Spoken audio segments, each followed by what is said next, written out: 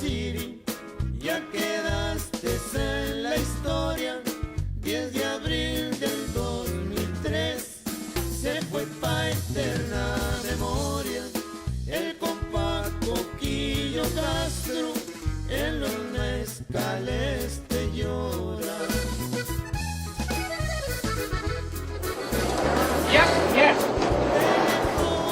In a Southern California neighborhood, police equipped with armored vehicles and riot gear recently rounded up suspected drug dealers and users.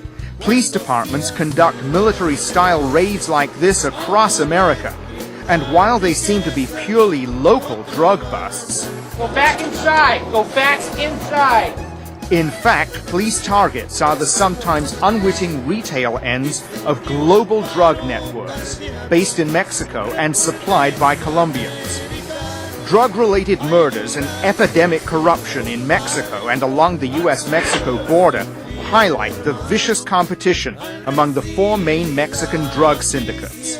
At stake is the immense income generated by the illegal narcotics trade. The drug syndicates, according to the U.S. government, make $7 billion a year. That's almost as much as Microsoft earned last year. In the United States, seizures of narcotics and cash show that the far-reaching tentacles of powerful Mexican drug cartels are shaping the face of organized crime.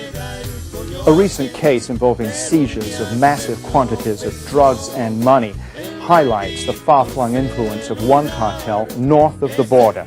It also demonstrates the enormous challenge confronting law enforcement in facing transnational, multi-layered narcotics businesses. That case involved 34-year-old Jorge Castro, who in March pleaded guilty to 2 of 12 federal narcotics charges. In a plea agreement, Castro admitted trafficking in tons of cocaine and tens of millions of dollars. A judge sentenced him to nearly 17 years in prison. Although he was arrested in Los Angeles, Castro is a Mexican citizen. More importantly, according to U.S. authorities, Castro was part of the notorious Mexican drug organization headed by brothers Benjamin and Ramon Arellano Felix. Castro is related to the men. Headquartered in Tijuana, across the border from San Diego, the Arellano Felix organization is said to be one of the most ruthless and powerful crime syndicates in the world. It is believed responsible for the murders of dozens of Mexican prosecutors, judges, police officials, suspected rivals, and journalists. According to Michael Braun of the U.S. Drug Enforcement Administration, the DEA, Castro took his orders directly from Arellano Felix leaders. Jorge Castro was the highest-ranking member of the AFO, or the Arellano Felix organization, was ever arrested on U.S. soil. The Castro organization, Jorge Castro, also known as Jefe, or the boss, he was responsible for the daily operations of a core cell in the Los Angeles area that was responsible for distributing multi-hundreds of kilograms of cocaine all across the United States. The DEA was one of 6 federal and state agencies that spent 15 months investigating Castro's organization. The investigation led to 50 arrests in Southern California, Georgia, New York, Illinois, and Texas. But the Castro network was only one of many connections to Mexican drug syndicates. This informant, considered reliable by the DEA, says the Arellano Felix group uses numerous operatives like Castro to run U.S. operations. I think there were 20 to 30 people, more or less. Doing what? Lieutenants of the cartel. Meaning running operations in the United States, is that what you mean? Yes. Peter Smith, director of Latin American Studies at the University of California, San Diego, has studied narco-traffickers. He says Castro's distribution network serviced what is essentially a major business enterprise. They do the things that we would expect corporations to do. They form transnational partnerships when necessary. They vertically integrate their operations when that is advantageous, which would mean coming into the retail market in the United States. They diversify their product lines. The Arellano Felix group not only does cocaine, but it also does methamphetamine in a growing measure, and also transships heroin and marijuana as well.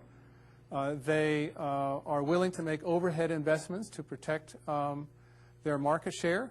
You might call it corruption, you might call it bribery, but it comes back to shipping more goods than they really expect will reach the market, because they expect that usually 10 or 15% of their shipments are going to be caught. Castro was indicted with 8 Southern California subordinates. Like traditional mob families, several were related to each other. To transport drugs and to avoid detection, they operated on a need-to-know basis, with 2 wings, one responsible for drugs, the other for cash. The reason that these organizations are highly compartmentalized, I mean, it's just smart business sense on their part. If one of these folks gets taken down, they really can't identify anyone other than, those that they work with on a day-to-day basis. The top men in Castro's organization did not call attention to themselves. They lived middle-class lives in suburban Southern California neighborhoods like this. One key associate, Luis Valenzuela, now a fugitive, lived in this house across the street from a neighborhood watch sign. He owned a restaurant in a nondescript shopping mall. The organization used houses and businesses in the LA area as temporary warehouses for drugs or money. Castro workers used vehicles often equipped with hidden compartments to transport drugs within the U.S. and money to Mexico. Often the hiding places were activated through a combination of switches. L.A. Deputy Sheriff Gene Johns, who was part of the task force that investigated Castro, demonstrated an elaborately constructed hiding place. He asked us to conceal his face. If you touch it, you're hitting metal, you think you're hitting the roof of the vehicle. It looks just like the roof. It looks exactly like a showroom roof. How difficult was this to detect? Very difficult. 4 hours to find this one. And what was in here? 40 kilos of coke. We had 5 of these units, 8 kilos per metal tray. Braun says the well-financed traffickers have been helped by the availability of state-of-the-art communications technology. They're using cell phones, they're using fax machines, they're using pagers to communicate. Again, some of the cell phones are encrypted, some aren't. They go to great lengths, okay, to make their operation as precise as they can. To investigate Castro and his network, agents got federal court orders to wiretap 29 phones. They listened to hundreds of phone calls. Suspicious traffickers often spoke in crudely disguised code. The girls are very pretty to go to the dance. Girls, the word used by Juan Carlos Perez Lopez, one of those indicted, described cocaine. Yes, because they told me it was an hour and a half. An hour and a half was 150 kilograms of cocaine. Some calls were ominous. In one, Jorge Castro seemed to order 2 murders. You go and invite that girl to go out somewhere and pick her up and kill her. Police say they don't know if Castro's organization actually carried out the hits. But as with other organized crime groups, according to this informant, violence and intimidation were common. Was Castro or his organization responsible for any murders? Yes. I don't know which ones. In the United States or in Mexico? In both places. Over drug-related disagreements? Yes. They're called adjustments of accounts. Adjustments of accounts. Someone owed someone money and didn't pay them, or drugs and didn't pay them? Correct. Wiretaps often led police officials to stakeouts. Traffickers commonly exchanged money and drugs in public areas, such as this shopping center parking lot in Ontario, California.